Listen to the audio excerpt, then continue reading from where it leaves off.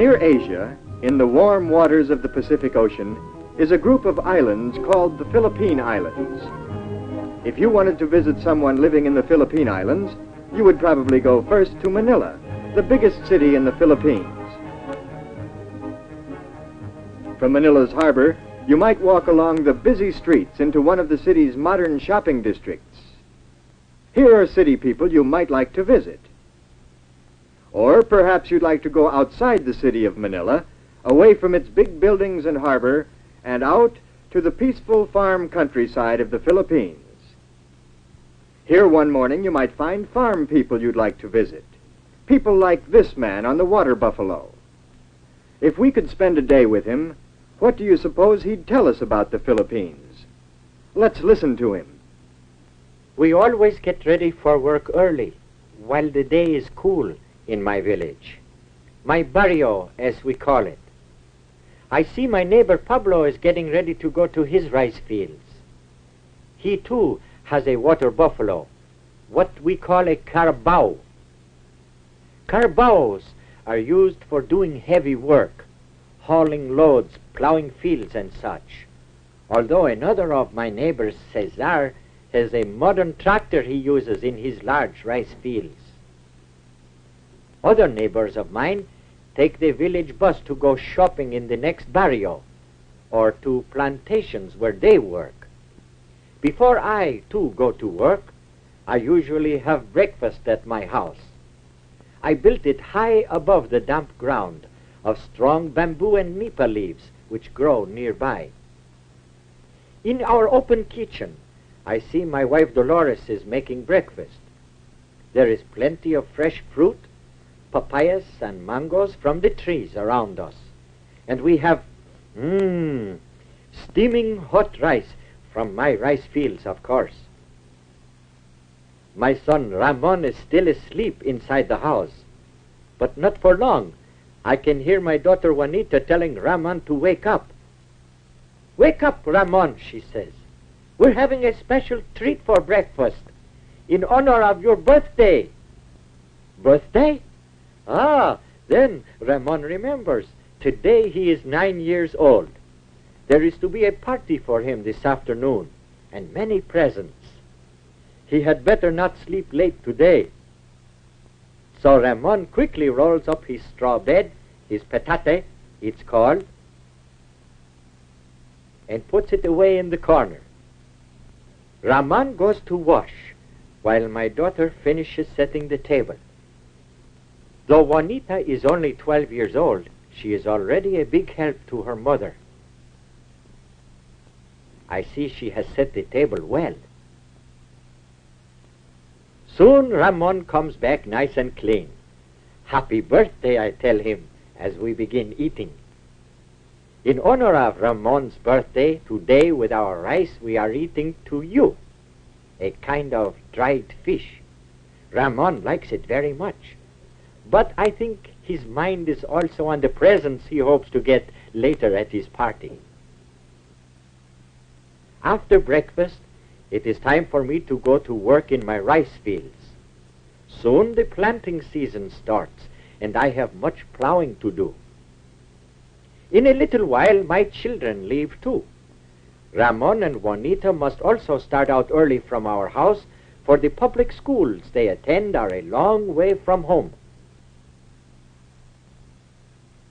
On their way, they pass our village stores, tiendas we call them, a name handed down from the Spanish, just as Ramon and Juanita's names are also Spanish.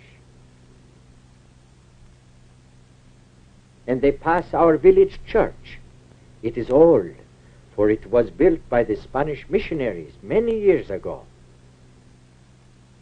At last they come to Juanita's school, the public high school she attends with her girlfriends. Before their classes begin, they like nothing better than a game of luksong lubid, what you might call jump rope.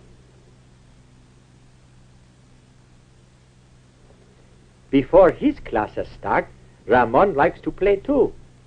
At his elementary school, tug of war is a favorite game. Today, Ramon is the leader of his team.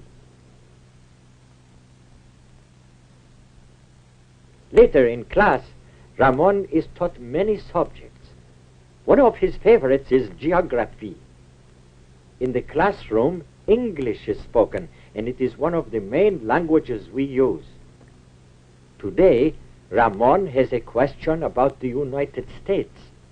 His teacher shows him the United States on the map of North America. In the meantime, in her high school, Juanita studies many subjects too. In home economics, she learns to sew fine patterns and do fancy stitching. Embroidery like this was first taught us by the Spaniards, and today it is an art many of our Philippine women are proud of. Meanwhile, my wife Dolores is finishing her shopping in our barrio. At the village stores, the tiendas, she can buy many of the things we do not make at home. Today she needs some seasoning to cook the food for Ramon's party. Then, her shopping done, my wife comes back home to start the cooking. At 12 o'clock, my children are out of school for the day. Other children will attend in the afternoon, but Ramon and Juanita now have work to do. Ramon will help me with the plowing, while Juanita comes home to help her mother. There is much to do to get ready for a party. First, Juanita sets the table. Later, she may take a turn at barbecuing the pig her mother has prepared. We call roast pig lechon. It is a treat we can afford only on special occasions. By late afternoon, Ramon and I have finished our plowing in my rice field. It must be ready for planting when our rainy season begins. The work has been hard for both of us and for my carabao. Now it is time to go home, so Ramon and I unhitch the carabao. Then we take him back to his place near the river. This is where he stays until I need him the next morning, deep in the cool, muddy water carabaos love so much. Then back we go, along the road to our village, to our house. There, look, Ramon, what a sight! Everyone is gathered for the party. Happy birthday, they all call, his aunts and uncles and cousins, and his school friends. Happy birthday, Ramon, they say. My Ramon is very pleased. What an honor to have so many people celebrate his birthday. Very politely, he kisses his grandmother's hand. She has a present for him, a pair of long pants, she says. Ramon thanks her and greets his grandfather, too. Grandfather also has a present for him. You see?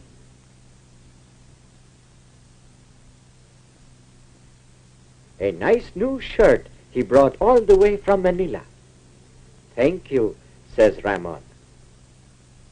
After he has cleaned up, Ramon thanks me and his mother, too, for the many presents and the food being served at his party. Everyone enjoys eating some rice with the many delicious fruits and vegetables from our garden. And, of course, Ramon's favorite, lechon, the roasted pork. Soon it is time for dancing. I watch with my family as my friends and neighbors enjoy themselves. We Filipinos like having a good time once in a while, for our way of life is usually pretty hard and simple. Of course, with a family like mine, it is a contented life too. For our children are our real riches. I work that tomorrow may be better for them, for my son Ramon and my daughter Juanita, so that they in turn will make a better life for themselves and for other families of the Philippines.